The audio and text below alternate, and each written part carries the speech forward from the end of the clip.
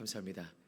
제가 참 많은 성도님들의 기도와 염려와 또 여러 가지 약물을 제공받았음에도 불구하고 목소리가 아직 돌아오지 않아서 참 송구합니다. 하지만 풀은 마르고 꽃은 시들고 목은 쉬었으나 하나님의 말씀은 영원한 줄 믿습니다. 네, 더욱더 많은 은혜가 있길 소망합니다. 이 분당우리 교회 이찬수 목사님 다들 아시죠?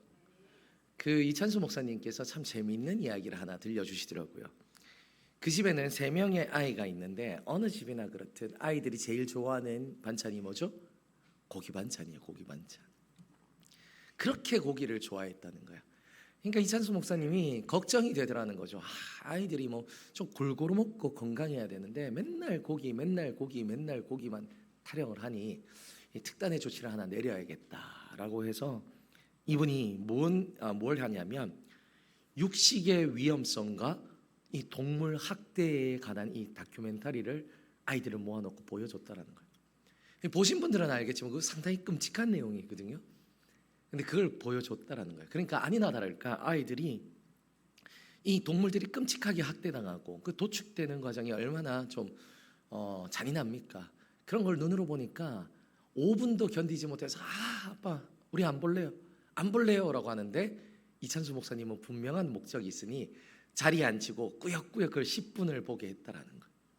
그러니까 그게 딱 끝나자 아이들의 입술에서 이제 놀라운 이 참회들이 나오기 시작했다라는 거죠. 아이들이 어리니까 순수하니까 참회도 빨랐다는 거예요. 이 막내 아들인 이 6학년 막내는요, 아빠 동물이 저렇게 잔인하게 죽는 줄 몰랐어요. 저는 이제 앞으로 고기는 절대 안 먹을 거예요. 이런 얘기를 했고 큰아들도 아주 결심한 듯이 저는 이 시간 앞으로 육식을 하지 않기로 결심을 합니다. 선언을 했다는 거예요. 집에서. 이찬수 목사님이 됐다. 내가 노리던 대로 됐다. 이제 아이들이 이걸 알았으니 이제 고기 타령 그만하고 이제 야채도 좀 먹고 잘 이제 균형 있는 식사를 하겠지. 그런 생각을 했답니다. 그런데 이틀 후 집에 와 보니 애들이 고기 하고 있고 엄마는 거기 불판에서 고기를 지글지글 굽고 있더라. 그 모습을 보고 이찬수 목사님이 너무 마음이 무너져서 애들한테 얘기를 했다는 거예요. 야, 니들 해도 정말 너무한다. 니들 그 동물 끔찍하다, 미안하다, 그거 안 먹겠다 한 게 고작 이틀 전이다. 이틀 전. 내가 2달 전이면 말도 안 한다. 이틀 전이다. 어떻게 니들 그럴 수가 있냐? 실망이 돼서 그 얘기를 했대요. 그러니까 애들의 답이 가관이었어요. 애들이 하는 말이 이런 말을 한답니다. 아빠, 고기 먹는 동안 그것 좀 생각 안 나게 해주세요. 참 재미있는 일하지만요, 사실 이 막내의 이 말 한마디가 어찌 보면요 우리 그리스도인의 실체이지 않은가, 저는 그런 생각도 한번 해보게 됩니다. 그렇지 않습니까? 우리는 이미 정답을 알고 있는 자들이에요. 우리는 무엇을 하면 하나님이 기뻐하시고 무엇을 하면 하나님이 싫어하시는지, 우리가 어떻게 살아가야 되는 게 바른 길인지를 우리는 알고 있죠. 나의 영혼에 무엇이 이롭고 어떤 것들이 나의 영혼을 해롭게 하는지 우리는 이미 알고 있습니다. 자, 그런데 우리는 어떻습니까? 아이들처럼요 고기 맛을 너무 많이 알아버렸어요. 세상이라는 그 고기 맛에 우리가 푹 절여져 있다라는 거예요. 그러니 어떻습니까? 예배를 드리고 설교를 듣고 마음의 감동을 받아서 현실의 삶으로 돌아가는데 그 삶 속에서 우리가 나도 모르게 이런 생각과 이런 외침을 하죠. 하나님, 제발 그 말씀 좀 생각 안 나게 해주세요. 어찌 보면 이것이 우리가 엿새 동안 살아가는 우리들의 영적 외침일 수 있다는 거예요. 때로는 법을 좀 어기고 싶고, 또 때로는 세상적인 쾌락을 즐기고 싶고, 또 때로는 좀 하나님이 기뻐하지 않는 일이 나의 기쁨이 될 때 말씀이 내 마음을 쿡쿡 찌르면 하나님, 이 말씀 좀 생각 안 나게 해주세요. 왜냐하면 세상이 너무 달콤하기 때문이에요. 세상에서 즐기는 것들이 너무 즐겁기 때문인 거죠. 그러니 우리는 때로는 그런 말을 할 때가 있더라는 겁니다. 하지만 사도 요한은요 이 복음서를 시작하며 가장 먼저 이야기하는 것이 무엇입니까? 그것은 바로 하나님의 말씀이야말로 우리들의 인생에서 가장 중요한 것이다. 할렐루야. 이 말씀을 강조하고 있는 거죠. 그렇게 부디 바라는 것은 오늘 이 선포되는 말씀을 통해서 우리 안에서 하나님의 말씀을 귀하게 여기는 그 은혜가 회복되길 소망합니다. 사도 요한은 복음서를 시작하며 첫 문장을 이렇게 시작합니다. 1절의 말씀을 우리가 함께 받도록 하겠습니다. 태초에 말씀이 계시니라. 이 말씀이 하나님과 함께 계셨으니 이 말씀은 곧 하나님이시니라. 아멘. 자, 여기서 말씀은 헬라어로 로고스라고 합니다. 따라해 볼까요? 로고스. 자, 오늘의 설교 중에 이제 가장 어려운 부분이 시작되니 이제부터 정신을 바짝 차리고 들으셔야 됩니다. 내용은 어렵지만 우리 대남신교회 성도님 정도라면 이 정도는 아셔야 돼요. 그래야 이제 어디 가서도 로고스를 설명하면 다른 교인들도 야, 남신교회 성도님 대단하다, 말씀 교육 잘 받았구나, 이런 말을 듣게 될 겁니다. 자, 사도 요한이 왜 예수님을 로고스라는 표현을 썼냐 하면 여기는 아주 사실 심오한 신학의 정수가 담겨 있기 때문입니다. 이 로고스라는 말은요, 사실 신학 용어는 아니고 당시 헬라 사람들의 철학 사상을 반영한 헬라 사상에서 쓰여지는 이 말이 이 로고스라는 거였어요.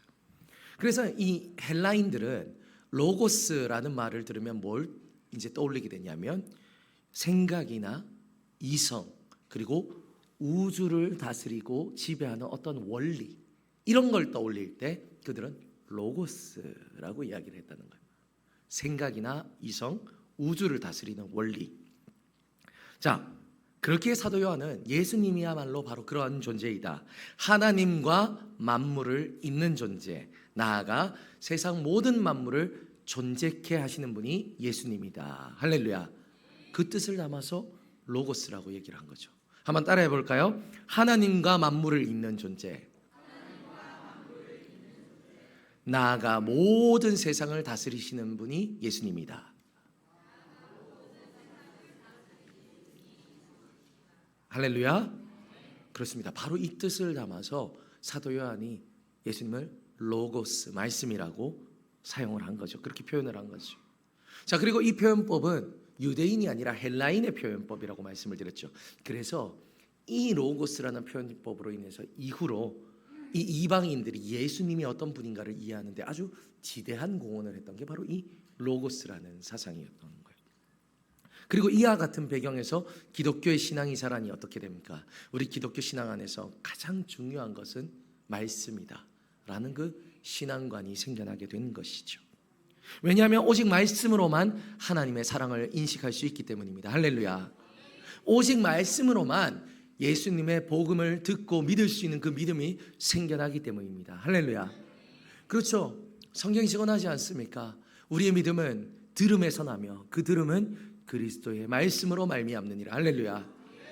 바로 그와 같은 이 배경 속에서 언제나 우리들의 신앙의 중심에는 무엇이 있어야 된다?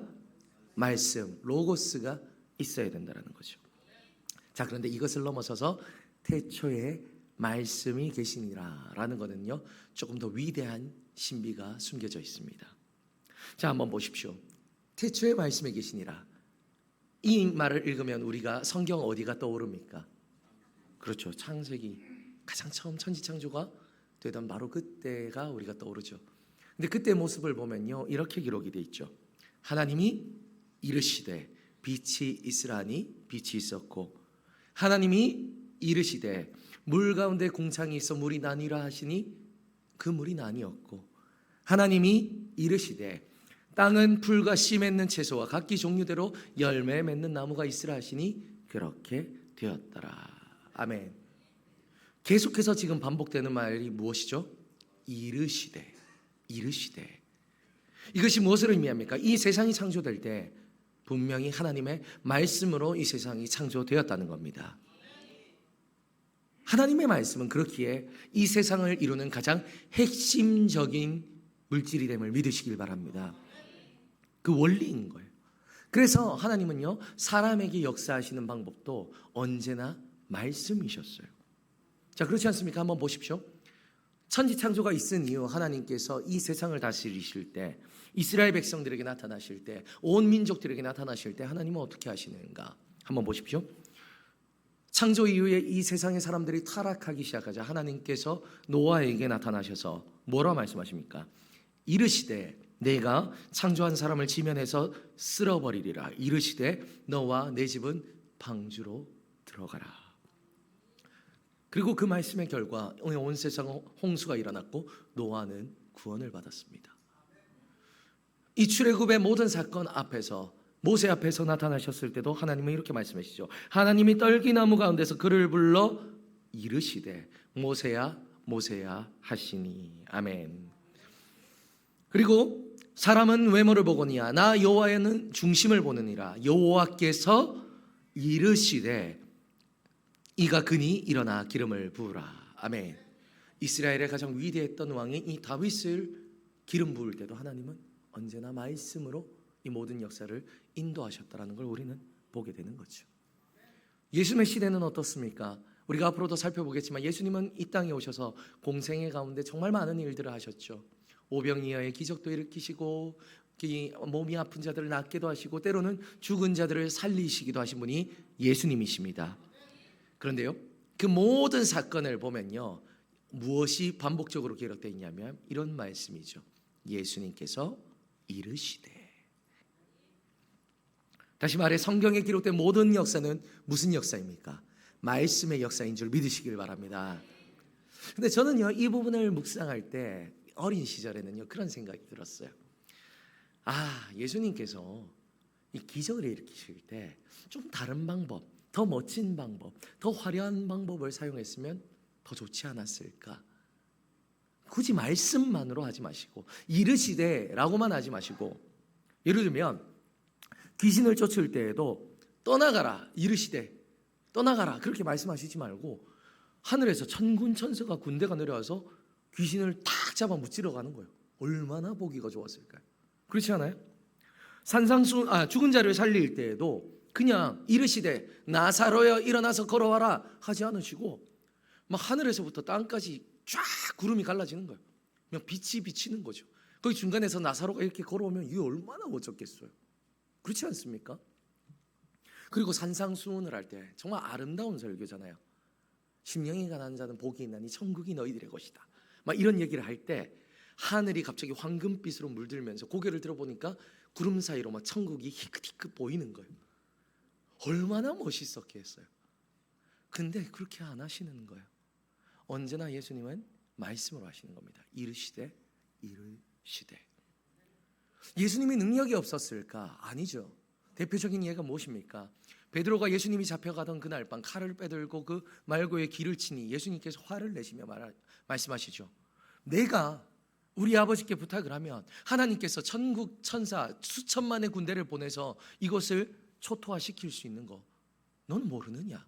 내가 능력이 없어서 잡혀가느냐? 가르쳐 주신단 말이에요. 능력이 충분하셨다라는 거예요. 근데 예수님은 그런 능력을 보이지 않고 언제나 이르시되 말씀으로 이 모든 일을 행하셨다는 거죠. 자, 왜 그랬을까라는 그 질문의 해답은 너무나 간단합니다. 말씀에 능력이 있기 때문입니다. 말씀에 능력이 있기 때문입니다. 성경에는요 그리스도인들이 참 읽기 힘들어하는 책이 하나 있어요. 뭘까요? 레위기. 맞아요. 지금 다들 새 2026년이 시작되어서 또 한번 성경 봉독을 하실 줄 믿습니다. 열심히 읽어 나가다 보면 창세기 재밌지, 출애굽기 흥미진진하지 하다가 레위기에서 다들 탈락해요. 왜냐하면 읽어보신 분들은 알 거예요. 레위기를 보면 도통 무슨 말인지 모르겠죠. 치수가 얼마고 계명이 뭐고 뭐 장막을 짓는데 높이를 어떻게 하라고 이것만 읽다 보니까 읽다가 꾸벅꾸벅 졸다가 에라이 모르겠다고 덮어버리는 경우가 있어요. 그런데요 이 레위기가 정확히 무엇이 기록되어 있냐면 우리가 하나님께 어떻게 하면 바르게 예배를 드릴 수 있는가, 바로 그 내용이 레위기에 기록되어 있단 말이죠. 그런데 이 레위기를 관통하는 하나의 줄기가 있으니 그게 바로 뭐냐면 언약과 율법이라는 겁니다. 쉽게 말하면 무엇입니까? 이게 바로 하나님의 말씀인 거죠. 종합해서 말하면 무엇입니까? 하나님은요 이스라엘 백성들에게 너희들이 나를 이렇게 예배하면 좋겠구나 하고 예배를 가르쳐 주실 때 반드시 있어야 되는 것 가운데 하나를 뭘로 집으셨냐면 하나님의 말씀이 선포되도록 하셨다는 겁니다. 왜냐? 계속 강조하는 것처럼 무엇의 능력이 있다? 말씀의 능력이 있다. 무엇의 능력이 있다? 할렐루야? 할렐루야? 예, 말씀의 능력이 있기 때문인 거죠. 그래서 우리들의 신앙은 언제나 말씀 중심이어야 됨을 믿으시길 바랍니다. 그러다 보면요 간혹 어떤 분들이 저에게 이런 질문을 할 때가 있어요. 목사님, 말씀의 능력이 있는 것도 알겠고 말씀 중심인 것도 알겠습니다. 그러면 이게 하나님의 말씀인데 우리 전부 다 이 성경책을 가지고 있는데 집에서 이 말씀만 깊이 묵상하고 공부하고 그러면 되지 않습니까? 굳이 우리가 함께 모여서 예배하고 설교를 듣고 할 필요가 있습니까? 라고 질문하는 분들이 있어요. 자, 성도님 정말 그럴까요? 이 말씀은 능력이 있어서 우리가 집에서 성경책만 펴놓고 성경만 읽으면 모든 것이 채워지는 걸까요? 아닙니다. 이것은요, 하나님의 원리를 잘못 이해하고 있기 때문에 이야기를 하는 거죠.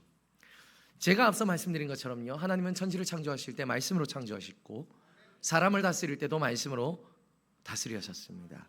그리고 그 방식은 개인적인 묵상도 분명히 있었겠지만 언제나 말씀이 선포대로 하셨어요. 자, 한번 생각해 보십시오. 정말 우리가 이 말씀을 읽는 것만으로 충분했다면 왜 하나님은 구약에서 그 많은 선지자들을 일으켜서 하나님의 말씀을 선포하게 하셨을까요? 그렇지 않습니까? 정말 이 말씀이 읽는 것만으로 충분했다면 왜 예수님을 굳이 이 땅에 보내셔서 이 땅 가운데 하나님의 나라를 선포하게 하셨던 것입니까? 정말 이 말씀을 읽는 것만으로 충분했다면 왜 하나님은 이 초대 교회를 세우셔서 지금까지 이 교회 가운데 목회자를 세우시고 말씀을 선포하게 하셨던 걸까요? 이 모든 역사와 이 성경이 증언하는 단 한 가지는 뭐냐면 하나님의 말씀은 선포되어야 된다는 것입니다. 그리고 그때 우리가 그 선포된 말씀에 믿음으로 아멘하며 할렐루야 순종할 때 능력이 나타나는 줄 믿으시길 바랍니다. 왜 말씀이 선포될 때 하나님의 역사가 일어나는가? 그것은 하나님의 말씀이 살아있기 때문입니다. 그렇게 그 말씀은 지금도 살아 우리와 함께 하시며 우리와 역사하는 줄 믿으시길 바랍니다. 이것은 그저 책에 쓰여진 글자가 아니라는 거예요. 우리가 바라보는 이 책의 말씀, 하나님의 말씀은요, 그저 문자, 지식이 아니라는 것을 말하는 겁니다. 믿는 자들이 모여서 함께 예배하고 뜨겁게 찬양하는 그 순간 이곳에 임재하신 하나님의 말씀이 울려 퍼지게 됩니다. 그러면 그 말씀이 우리 안에서 순종하는 자들에게, 받아들이는 자들에게 들어가서 그 말씀의 생명력이, 활력이 흘러넘치게 되는 것이죠. 이 모든 신앙의 원리를 깨달았던 히브리서 저자가 말하지 않습니까?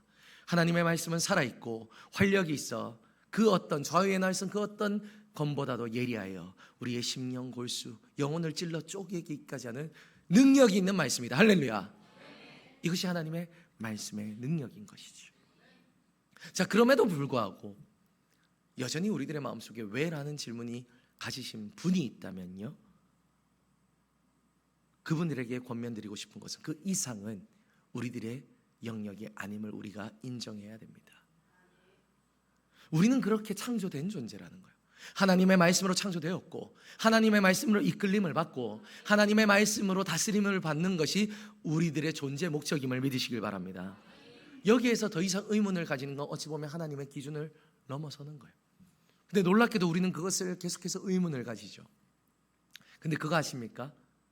우리가 삶을 살아가는 가운데 배가 고프면요, 밥을 먹는 것에 의문을 가지는 사람은 아무도 없어요. 내가 흰쌀밥을 먹으면서 왜 이것을 먹어야 할까? 그냥 공기만으로 충분할까? 이런 생각하는 사람 아무도 없죠. 차를 운전하다가 기름이 따르면 전부 다 어디로 갑니까? 주유소로 가요. 왜 주유소를 가야 할까? 왜 기름을 넣어야 차가 움직일까? 생각하는 사람 아무도 없어요. 근데 유독 신앙에서만큼은 왜 하나님의 말씀을 먹어야 됩니까? 왜 그 말씀을 순종해야 됩니까? 왜 그래야 됩니까? 라고 묻는 사람들이 참 많죠. 이 안타까운 모습이 오늘 5절에 이렇게 기록되어 있습니다. 5절의 말씀을 띄워주실까요? 함께 읽어보겠습니다. 빛이 어둠에 비치되 어둠이 깨닫지 못하더라. 아멘. 바로 이 모습인 거예요. 예수 그리스도의 빛이, 생명의 말씀의 빛이 우리의 심령을 비추는데 우리들의 마음속에 해결되지 않는 그 죄악과 교만과 오만과 그 어둠이 있으니 이 어둠이 깨닫지 못하는 거예요. 아니, 깨닫기 싫어하는 거죠.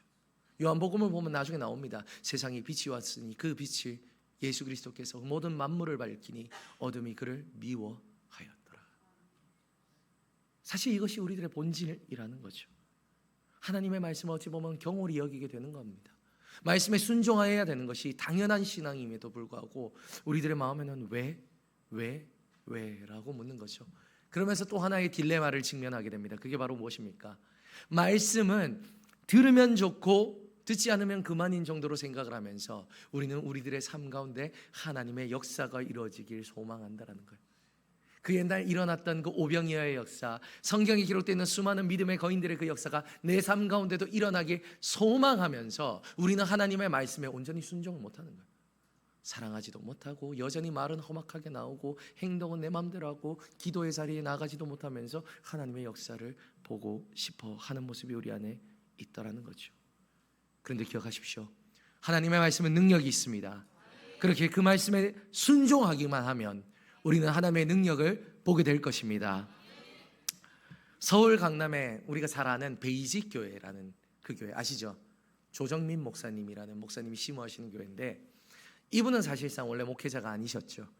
MBC 해외 특파원 워싱턴에서 그렇게 기자 생활을 하다가 IMBC의 이사가 되었고, 이분의 최종 결론은 나의 꿈의 도착지는 정치가이다 라고 말하던 것이 이 조정민 목사님이었어요.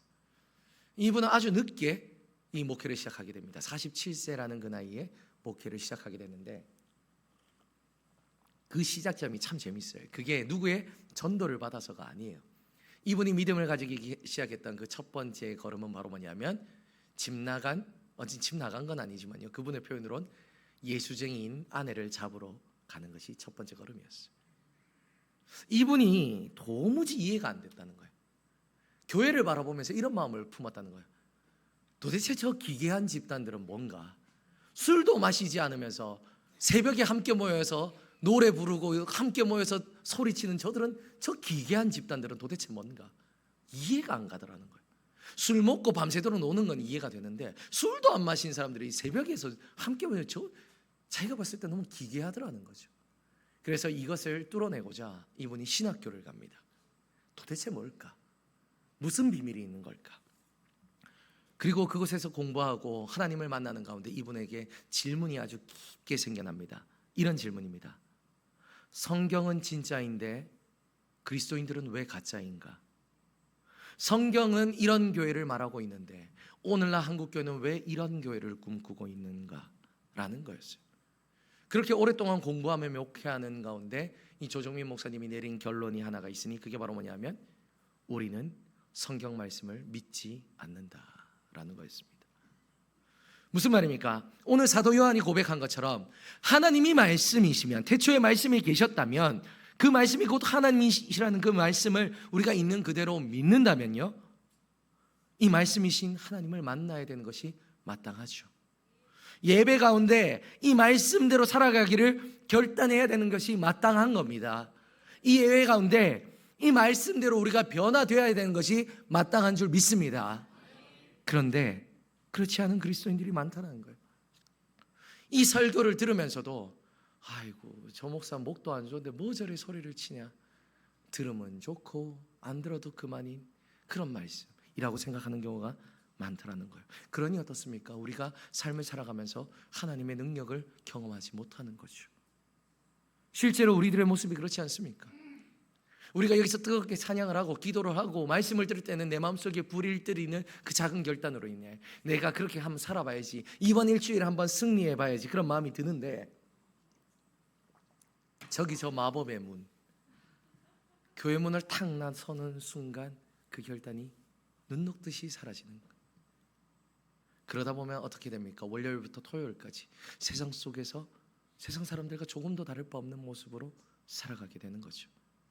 왜냐하면 삶 속에서 하나님을 체험하지 못하기 때문입니다. 그러니 체험하지 못하는 것이죠. 사랑하는 성도님, 왜 그렇습니까? 우리가 하나님의 말씀이, 이 말씀이 곧 하나님이라는 걸 믿지 못하기 때문에, 이 말씀에 능력이 있다는 걸 믿지 못하기 때문입니다. 하지만 기억하십시오. 우리가 이것을 믿고 순종하기만 하면 하나님의 역사는 여러분들의 삶 가운데 나타날 것입니다.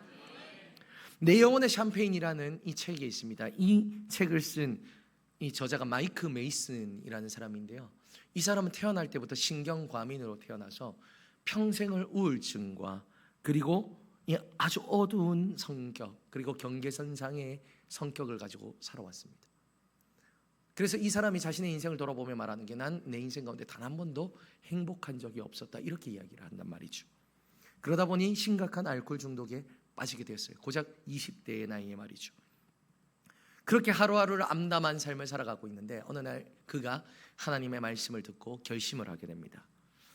성경에는 분명 하나님께서 항상 기뻐하라 라고 말씀하셨는데 내가 이렇게 살아서 되겠는가, 그 결단을 하는 거예요. 그래서 90일 동안 내가 정말 말씀을 붙들고 몸부림쳐 보겠다라는 그 기록을 써놓은 게 내 영혼의 샴페인이라는 책입니다. 이때부터요, 이 사람은요, 나는 주님을 기뻐하겠노라 라고 말하며 목숨을 걸고 이 말씀에 순종하기를 몸부림을 치는 거예요. 몸부림을 칩니다. 우리가 말씀대로 살아보기를 한번 결단해 보신 분들은 알 거예요. 쉽지 않아요. 순간순간마다 내 입에서 험한 말이 나오고 분노가 일어나고 막 누구를 사랑하지 못하고 걸음걸음마다 우리는 죄짓기 바쁩니다. 그걸 하나님의 말씀으로 억누르고 겸손하고 사랑이 많고 우리가 정말 그리스도인답게 살아가려고 하면요, 진짜 문자 그대로 몸부림을 쳐야 되는 거예요. 쉽지가 않은 거죠. 근데 이 사람이 몸부림을 치기 시작하자 놀라운 일을 경험하게 돼요. 태어나면서부터 이때까지 단 한 번도 기쁨이라는 단어를 모르던 자가 삶에 하나님의 기쁨이 밀려 들어오는 거, 폭포처럼 쏟아지는 걸 느끼게 되는 거예요. 이 사람이 한 건 단 하나입니다. 말씀에 순종하려고 몸부림을 치는 거예요. 그랬더니 하나님의 기쁨이 쏟아지기 시작하는데 그 기쁨은요, 좀처럼 이 사람을 떠나지 않고 그 사람의 인생을 회복시키기 시작하더라는 거죠. 그러니 그 결과 어떻습니까? 평생을 앓아왔던 우울증이 회복되었습니다.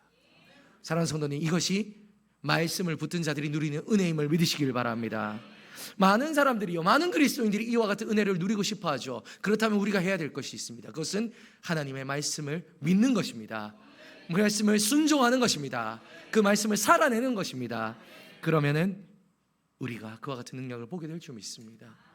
이 시간 우리가 결단하길 소망합니다. 한번 따라해 볼까요? 나는 하나님의 말씀을 믿는다. 나는 이제 말씀대로 살아가길 결단한다.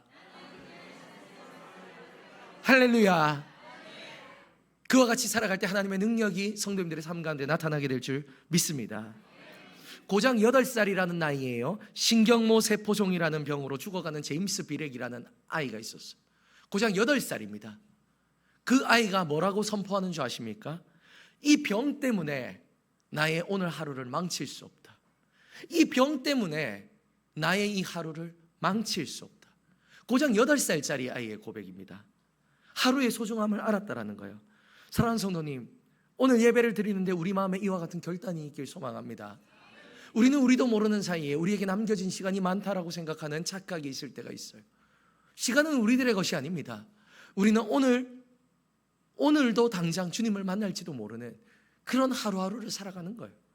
근데 이 고작 8살짜리 아이도 이 하루의 소중함을 알며 이 병 때문에 내가 오늘 하루를 포기할 수 없다라고 말하는데, 우리는 너무 쉽게 세상 가운데, 사탄 가운데 우리들의 하루를 내어주지 않습니까? 그러지 않아야 된다는 거예요. 우리는 오늘 하루부터 하나님의 말씀에 붙들리길 소망합니다. 우리의 영혼을 어디에 붙들리게 하는가? 이것은 우리의 영혼이 걸린 문제임을 믿으시길 바랍니다. 그렇기에 부디 바라옵는 것, 이 시간 이곳에 계신 모든 성도님들 정말 믿음으로 결단하는 은혜가 있길 소망합니다. 하나님의 능력의 말씀을 믿고 나아가 순종함으로 그 말씀이 이루어지는 역사를 목격하는 우리가 되길 소망합니다.